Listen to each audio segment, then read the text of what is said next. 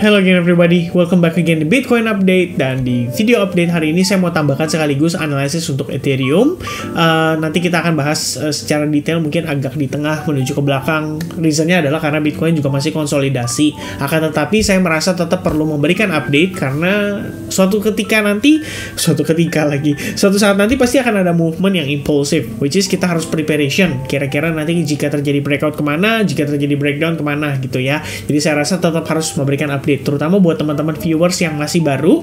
Jadi kalau misalnya kalian baru bergabung, make sure kalian hit the subscribe button dan juga jangan lupa untuk leave the thumbs up kalau kalian suka dengan idea dan analisis yang saya share melalui video ini.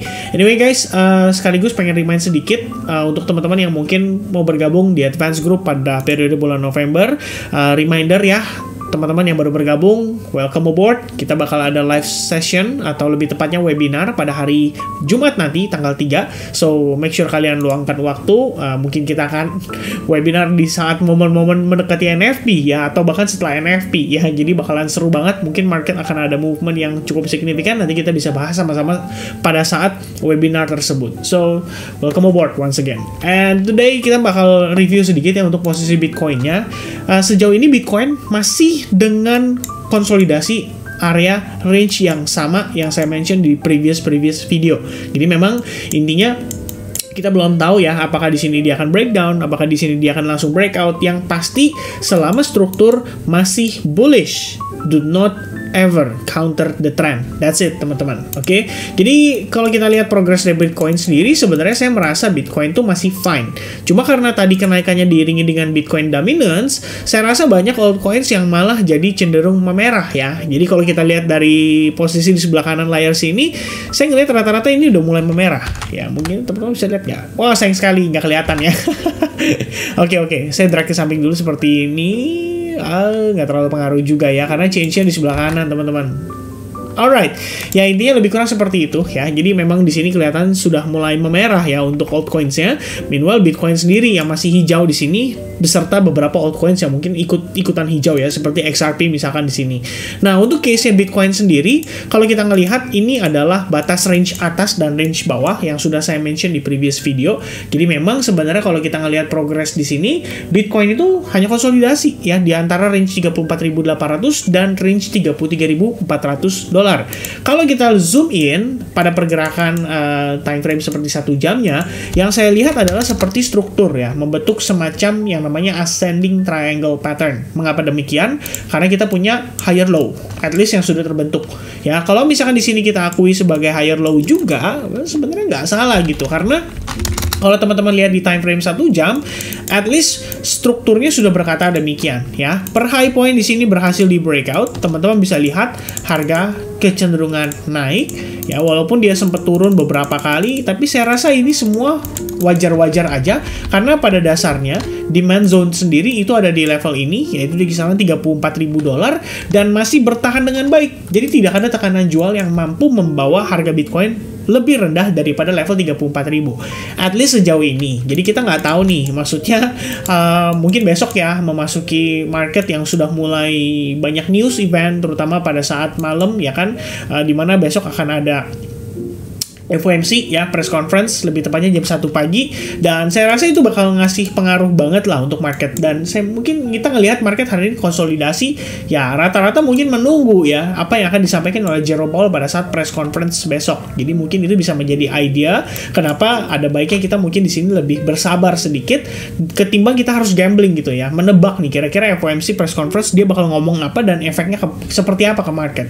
Oke, itu perlu waspadai. Jadi saya akan marking seperti ini teman-teman sekalian. Anda bisa lihat bahwa potensi terbentuk semacam falling wedge, dan technically berdasarkan close candle tadi jam 3 pagi ya, itu udah firm di atas trendline tersebut. Dan saat ini di jam 4 pagi itu closingnya sudah lebih terkonfirmasi lagi. Tapi kalau misalkan kita mengacunya pada pergerakan di sini, sebenarnya belum valid banget karena kita masih punya area supply ya. Tekanan jual itu masuk dari sini lumayan teman-teman. Ada 2 candle penurunan cukup agresif setelah harganya tertahan somehow di kisaran area atau resistance ini. Jadi memang ini kalau kita lihat secara internalnya aja tuh udah ada sebuah resistance lagi, sudah ada sebuah supply buy zone terbentuk lagi. But in the end, kalau kita zoom out lagi, ya ini semua cuman di dalam sebuah range terbatas, which is sebenarnya pada intinya there's no higher high and also there's no lower low, so it's flat. Technically it's flat.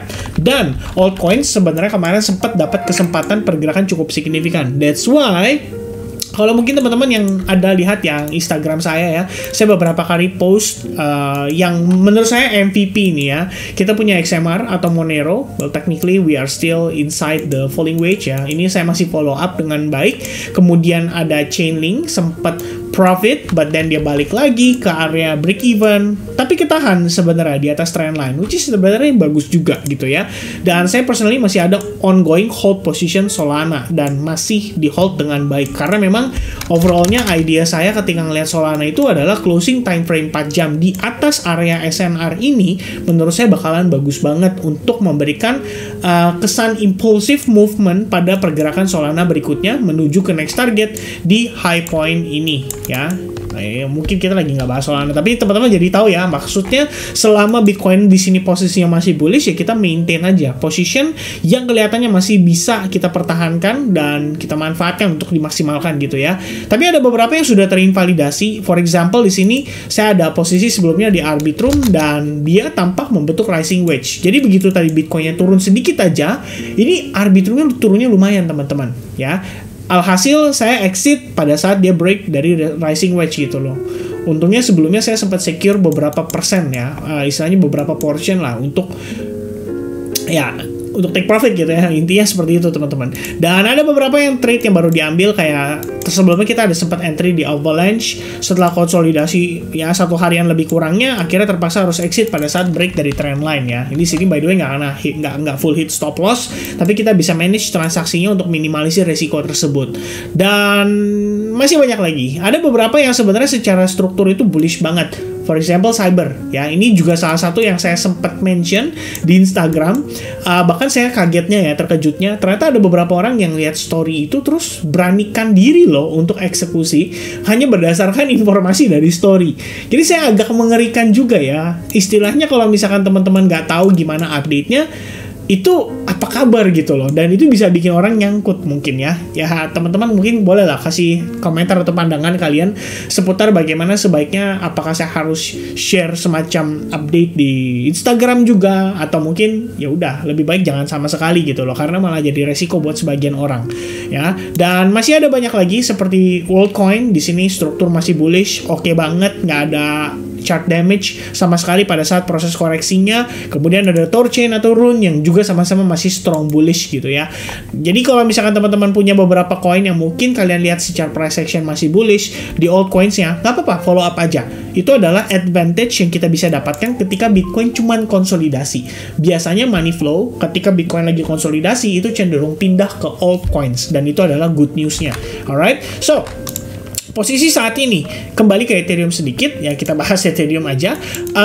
Posisi Ethereum sebenarnya udah sampai lah ya di area supply yang bisa dibilang cukup major di sini, karena breakdown terjadi atas beberapa previous low. The first low adalah level ini, kemudian di sini ada second low juga ya. Sebenarnya ini first low sih, ini second low ya. Kemudian dia turun nggak pernah balik lagi gitu. Jadi saat ini kita udah nyampe di area supply yang menurut saya cukup signifikan ya, cukup penting untuk pergerakan daripada si Ethereum. Beberapa waktu lalu saya sempat share idea juga di Discord ya. Di sini saya ngelihatnya Ethereum memang tampaknya ya, saya berasumsi bahwa kita bisa nge-retest dulu nih, pullback dulu mungkin sampai mendekati level 1730-an, baru kemudian kita cari alternatif untuk setup long. Dan kemarin itu kita ngelihatnya karena ada inverse V formation juga, tampaknya sih terfollow up dengan baik ya teman-teman. Jadi kalau kita lihat di sini posisi daripada Ethereum dari si inverse V formation, yap naik dulu, kemudian double top, baru kemudian dia kena reject lagi ya. But in the end teman-teman sekalian, kalau kita lihat di sini ini adalah resistance yang menurut saya sangat valid ya, karena udah terbentuklah si double top tadi, namun tidak ada follow up-nya sih untungnya. Reaction-nya datang dari fair value gap, habis itu harga langsung mantul dan naik lagi gitu.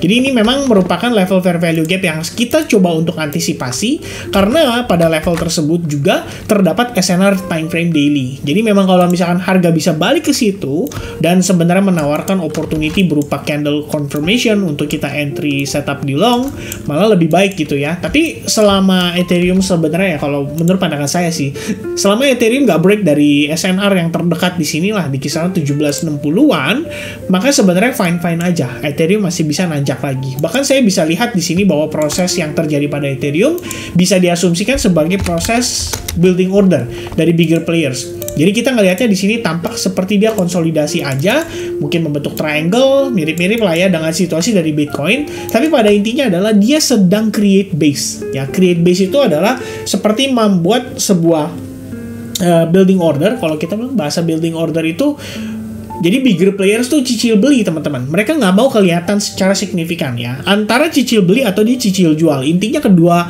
kondisi tersebut seringkali tercerminkan pada saat price action itu sedang terkonsolidasi aja. Jadi dia bolak-balik antara dia breakoutnya impulsif atau dia breakdownnya impulsif. Itu aja ya. Dan biasanya ya next move-nya harusnya akan cenderung kenceng gitu. Karena ini dia coiling up-nya lumayan lama teman-teman. Sejak tanggal 24 Oktober sampai sekarang tanggal 1 November. Ya lebih kurangnya udah 7 harian. Dia cuma bolak-balik aja di tengah. Nah ini kalau breakout atau breakdown harusnya impulse gitu ya. Untuk Ethereum kalau dia successfully breakout, saya rasa bahkan bisa break di atas supply zone-nya dan bisa main kembali di atas level $1.900 nantinya. Tapi kalau misalkan kita malah breakdown, asumsi saya adalah kita melihat progres ini sebagai part of the correction. Mungkin dia perlu nge-fill fair value gap yang terbentuk pada time frame daily ya. Kita ngelihat pergerakan impulsif banget tanpa adanya retracement. Jadi kalau ada retracement, saya pikir itu wajar lah kalau terjadi gitu ya. So for now, mungkin sebagai summarize ya teman-teman, saya ngelihat almost every coin ya, termasuk di sini Bitcoin ya, mendukung semuanya untuk masih dalam keadaan bullish. Mungkin teman-teman seperti yang saya sampaikan di previous video, saran saya adalah do not counter the trend. Kalau kalian mau countering the flow-nya, it's okay, nggak ada masalah. Yang penting risk-nya di set minimal aja ya. Jadi jangan gunakan risk yang besar atau standar, karena pada akhirnya kita tahu nih progres pergerakan ini itu masih didominasi oleh buyers. Once Bitcoin-nya nanjak, apalagi didukung oleh data besok misalkan, itu bisa memberikan pengaruh yang lumayan signifikan untuk altcoins-nya juga. Saya rasa bakal ikutan nanjak lagi. So, teman-teman sekalian, mungkin itu update dari saya ya, seputar pergerakan dari market, terutama untuk Bitcoin dan Ethereum. Selebihnya adalah bonus. Mungkin nanti kita akan ngeluangin waktu ya, barangkali. Tapi next week kayaknya saya nggak bisa deh teman-teman ya. Mungkin perkiraan ya di minggu-minggu tanggal antara mungkin 14 ya sampai tanggal 18 ya, atau pertengahan bulan lah, kita bakal adain live streaming lagi. Kita bakal bahas lagi altcoins ya, seru-seruan seperti live streaming yang kita lakukan beberapa hari lalu. Dan by the way, kalau kalian agree, make sure kalian komen di kolom komen. Alright, so I think that's it. Thank you very much untuk yang udah nonton video ini sampai finish. Mudah-mudahan informasinya bisa nyampe ke teman-teman dengan baik, dan sampai jumpa kembali di update berikutnya. God bless guys and have a nice day. Cheers, bye-bye.